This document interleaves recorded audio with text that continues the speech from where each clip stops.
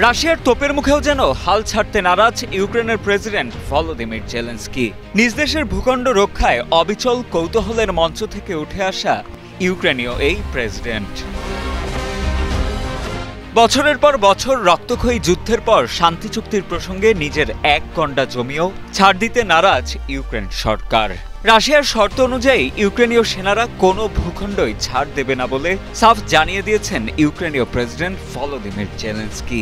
23 August জাতীয় পতাকা দিবস উপলক্ষে আয়োজিত এক সরকারি অনুষ্ঠানে একথা জানান তিনি। এই পতাকাটি ইউক্রেনের দখলকৃত এলাকার মানুষদের স্বপ্ন, যারা এটি আঁকড়ে ধরে আছে, কারণ তারা জানে যে আমরা দখলদারকে আমাদের দেশ সঁপে দেব না। এই পতাকা আমাদের শত শত যোদ্ধার কাছে সবচেয়ে প্রিয়, যারা কেবল কোনো নির্দিষ্ট অঞ্চল নয় বরং পুরো ইউক্রেনকেই রক্ষা করছে।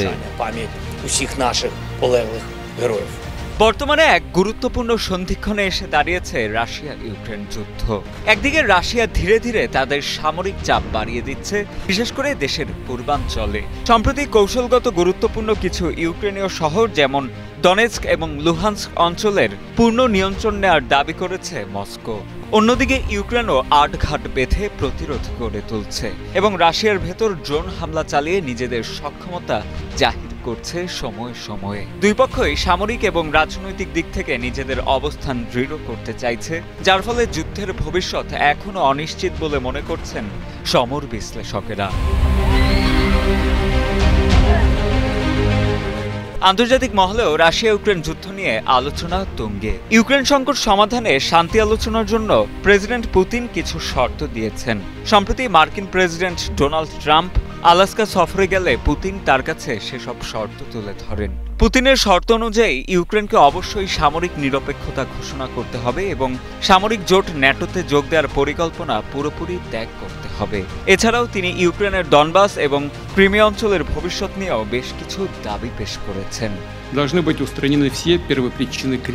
কিন্তু জেলেনস্কি পুতিনের দেয়া শর্তগুলো সরাসরি প্রত্যাখ্যান করেছেন এবং পুতিনের সঙ্গে সরাসরি বৈঠকের আহ্বান জানিয়েছেন। তিনি জানান, পুতিনের সঙ্গে সরাসরি আলোচনা ছাড়া এই যুদ্ধের অবসান সম্ভব নয়। তবে রাশিয়ার পক্ষ থেকে জানানো হয়েছে এমন একটি বৈঠকের জন্য প্রয়োজনীয় এজেন্ডা এখনও প্রস্তুত নয়।